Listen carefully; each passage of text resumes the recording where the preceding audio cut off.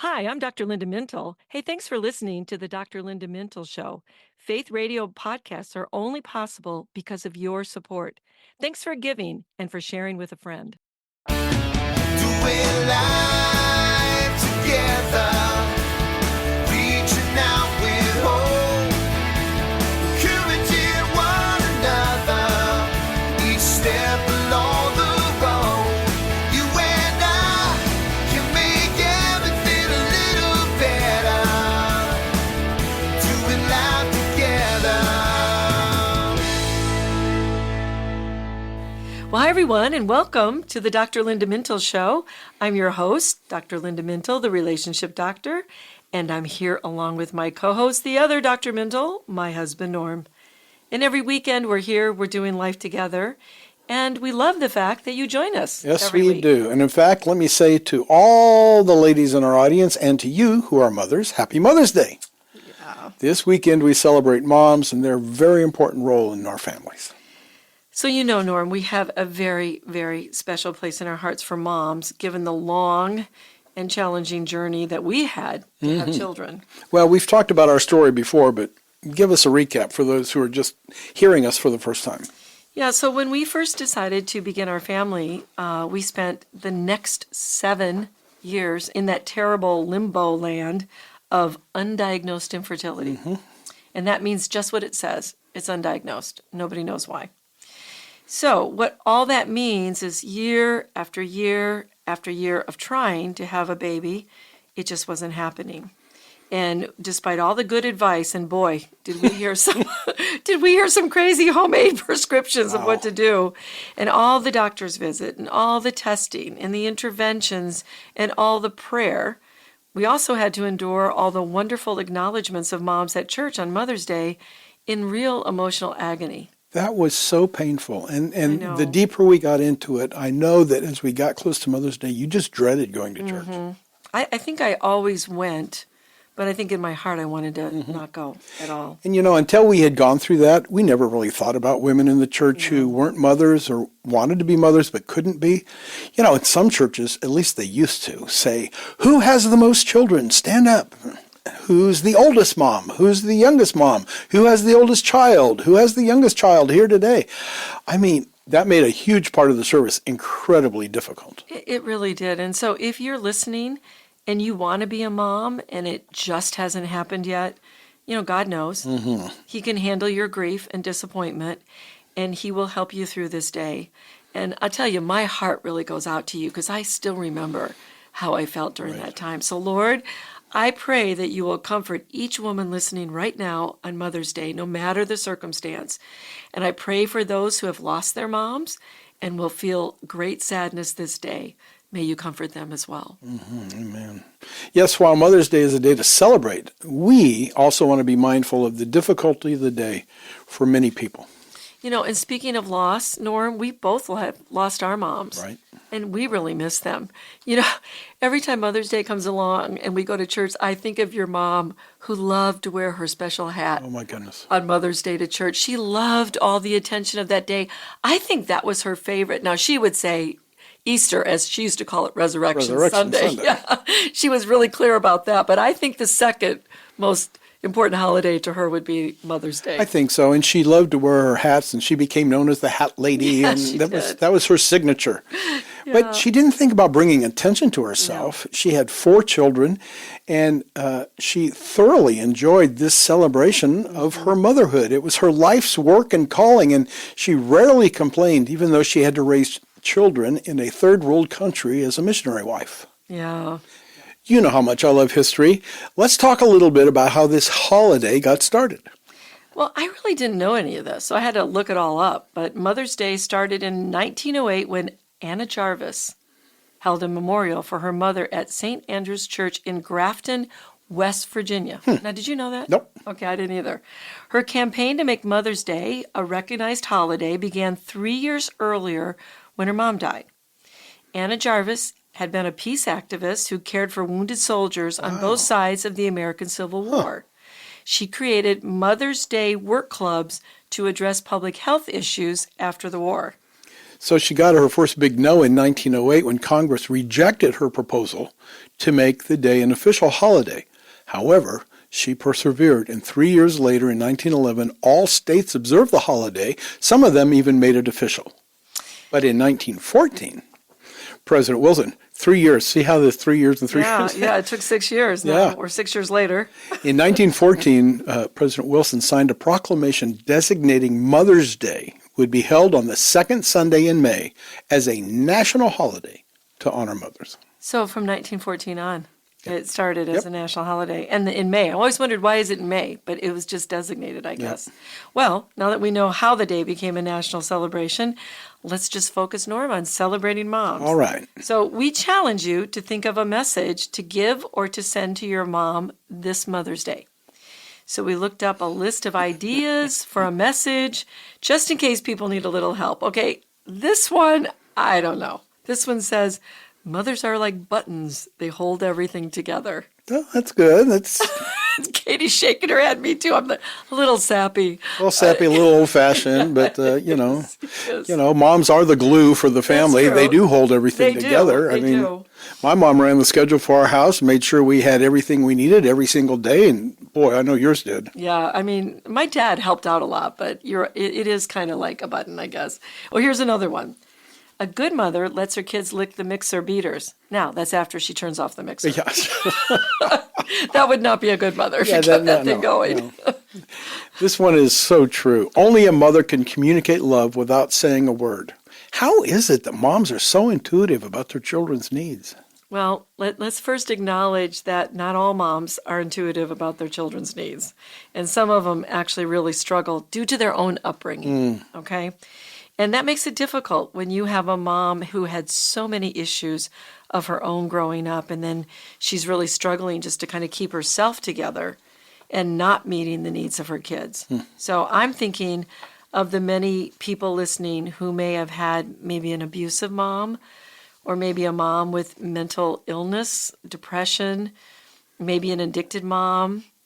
In those cases, you really have to grieve the losses because sometimes moms are just not capable or able to do what they need to do. But remember, there's hope.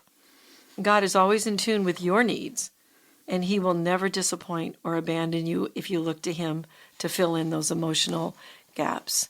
And Norm, here's how I kind of think about it. I think most moms do their best, the best that they can. They intend to meet their children's needs because we're wired to take care of children. We want to protect them and we want to nurture them.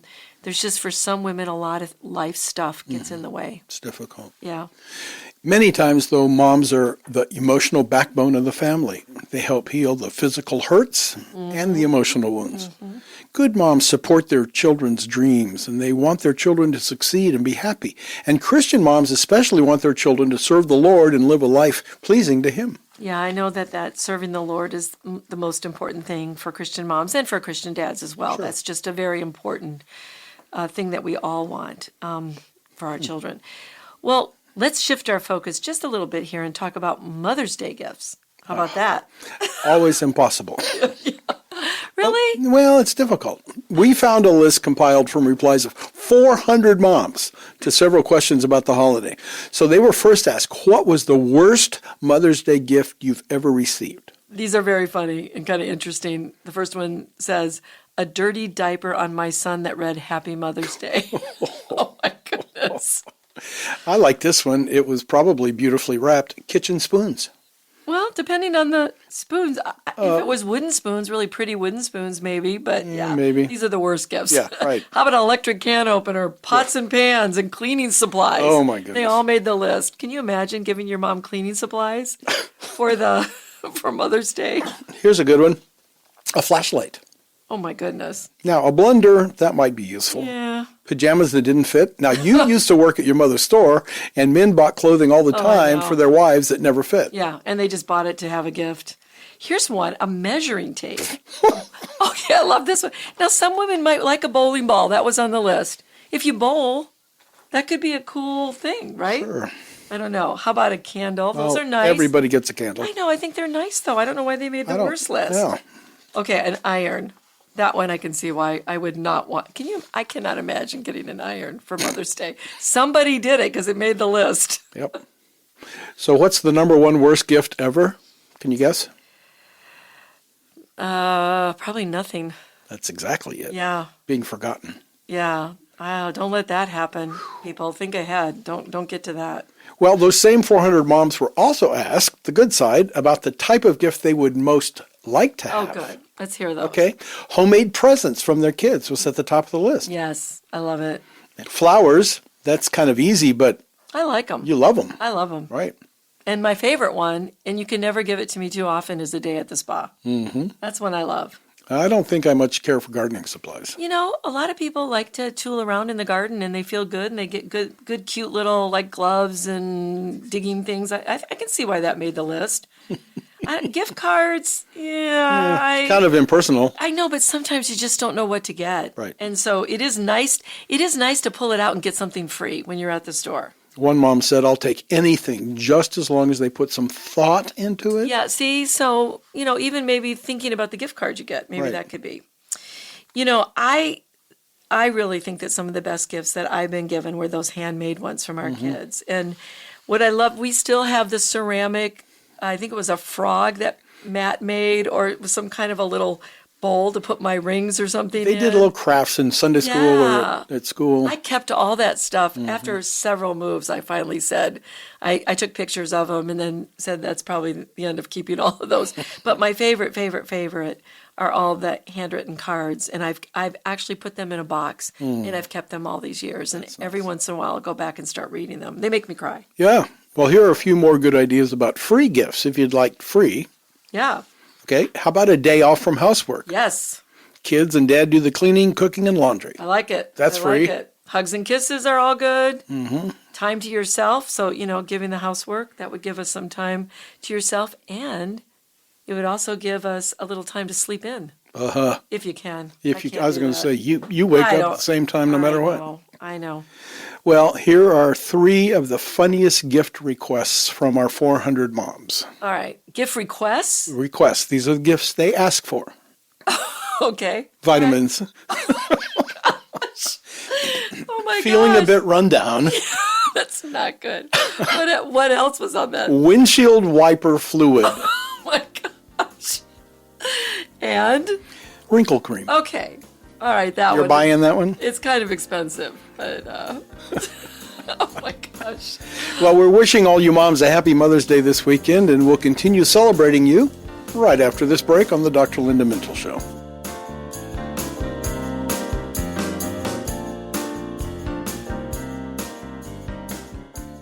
Is every spare minute of your life filled with some activity, event, or demand? If so, you could be suffering from a very common American disease. It's called overcommitment, and it has seeped into every area of our lives. I'm Dr. Linda, the relationship doctor, and yes, I'll admit it, I've fallen prey to overcommitment in my life just like I imagine you have. Saying no occasionally is the best defense against overcommitment. But if it's too late and you're already overcommitted, here's a little tip to help you make it through. In the busiest days, you can still stop and take 5 just for yourself. When your heart is racing and your thoughts are whirling inside your head, your effectiveness just plummets.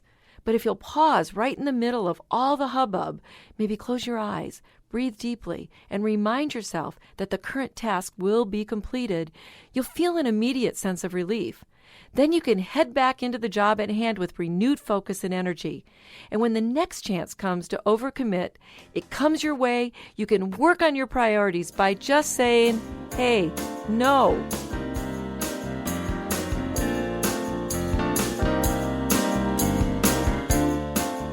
Welcome back to the Dr. Linda Mintle Show. Today, a special one. We're talking about the importance of celebrating Mother's Day. And if you'd like to explore more on this topic and other topics, go to Dr. Linda's website, drlindamintle.com. There you'll find her blogs, you'll find ways to connect with her on social media. And Linda, you wrote a book on mothers and daughters, and that has helped so many mothers and daughters over the years. I love my mother, but... Yeah, now it is geared towards mothers and adult daughters. Okay. But I had a woman who wrote a review on it, and she said, I bought this because I just wanted to strengthen the relationship with my adult daughter. We had a few issues, we wanted to work them out. So I thought the book was very helpful. At the end of every chapter, Norm, there are questions that if you read it as the mom and your adult daughter reads it, you can then talk about the questions nice. and answer the questions together.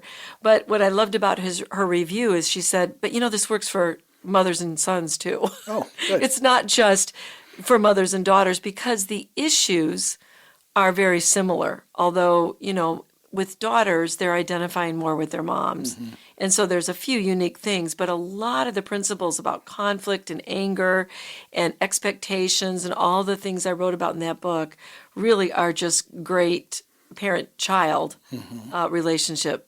So where did the title come from? I love my mother, but...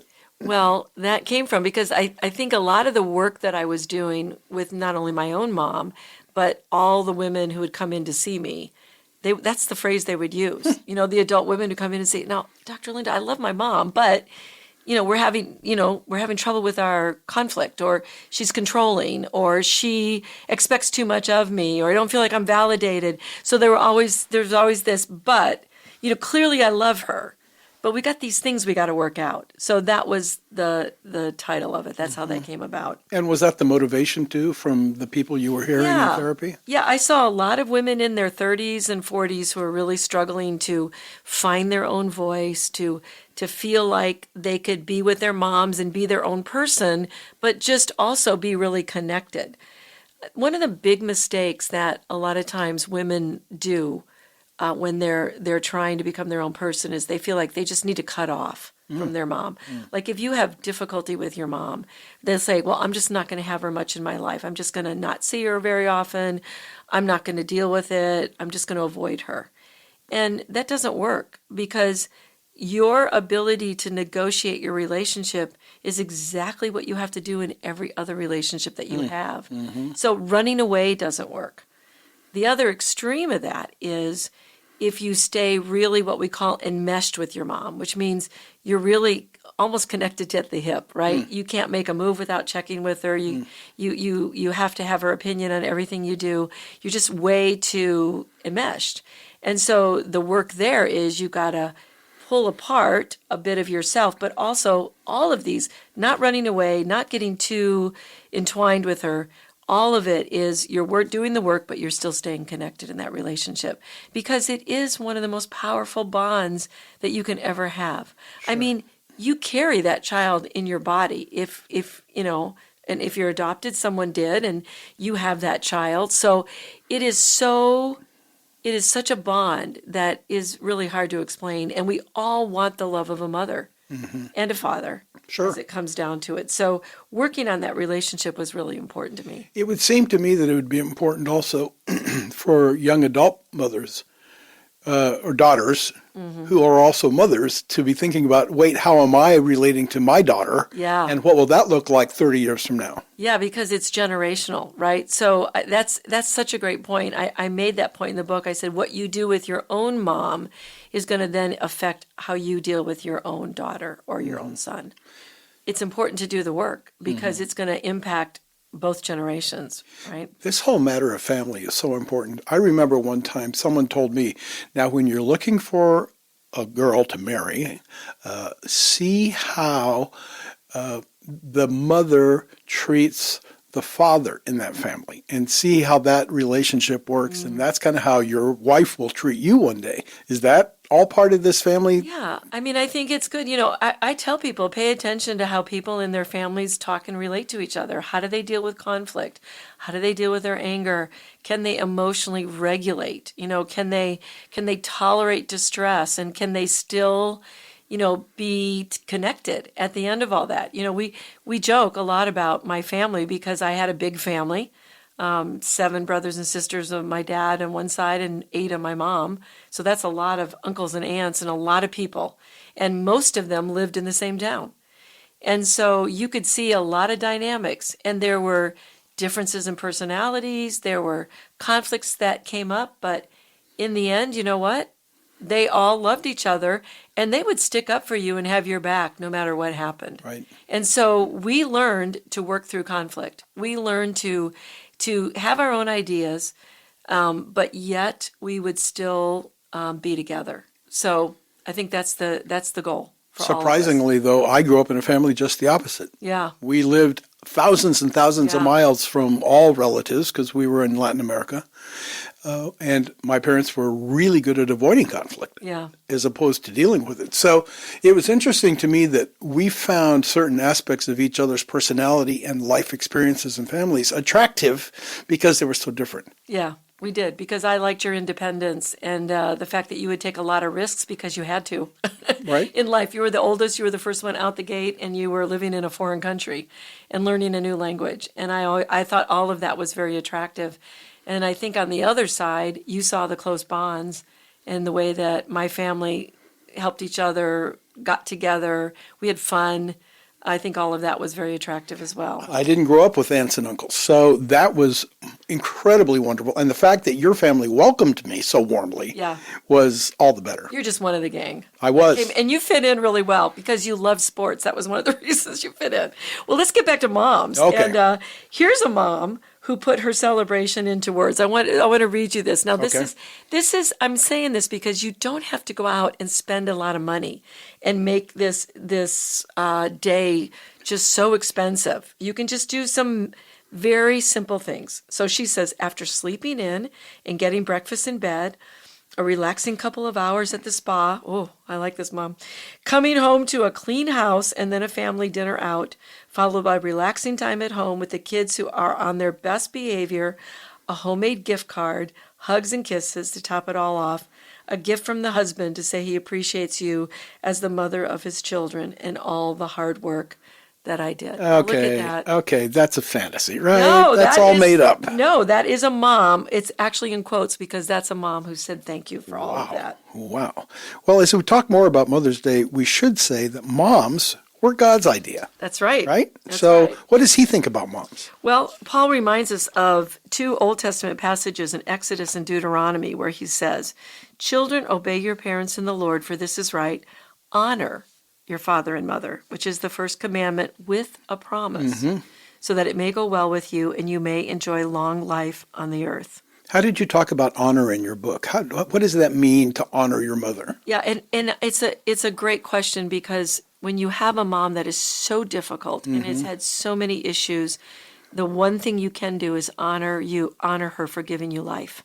Right. So honor whatever she's done for you that's been a positive part. Here's one that reminds us to listen to mom's teaching.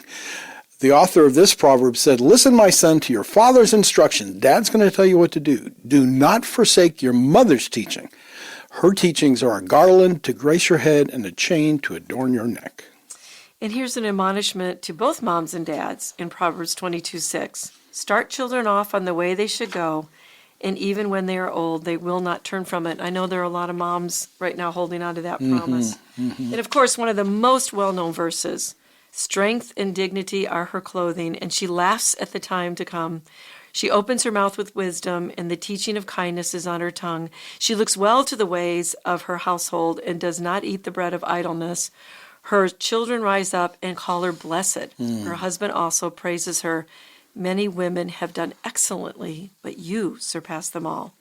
You know, Paul wrote about love, and he didn't mean it for mothers because we often do it at weddings, and he didn't mean it for weddings, but it does work for moms. Read to us from 1 Corinthians 13. So we're going to remind you again about love. Love is patient, it's kind, it's not jealous, it's not proud, it's not conceited, does not act foolishly, is not selfish, is not easily provoked to anger, keeps no record of wrongs, takes no pleasure in unrighteousness, but rejoices in the truth. Love bears all things, believes all things, hopes all things, and endures all things. So when you think about your mom, and maybe you have issues with your mom, remember that passage. It isn't jealous. It doesn't keep a record of rights and wrongs. So no matter how difficult, no matter how good, no matter how great the relationship is, this is a day to honor your mom. So think on the things that are good, as the Bible tells us to do, and honor your mom this Mother's Day. Make it a day that you can celebrate, and a reminder also to pray for those who would like to be moms, and remember the moms who've lost their moms Right. this day as well. Well, happy Mother's Day, everybody. That's all the time we have today. Many thanks to my co-host Norm Minto, who makes the show a conversation, and to our technical producer Katie Sims Wilson. From all of us here at Faith Radio, talk to you again next weekend. In the meantime, remember, we're doing life together. We're doing it together on Mother's Day, right? Yeah. And it's better because you don't want to do it alone. Amen. Doing life together. Hey, thanks for listening to this conversation from the Dr. Linda Mintle Show. These conversations are available because of your support. Become a supporter now at myfaithradio.com. Please subscribe to the podcast so you don't miss any episodes, and share it with friends so we can live life to the fullest, walk confidently, and find healing and hope.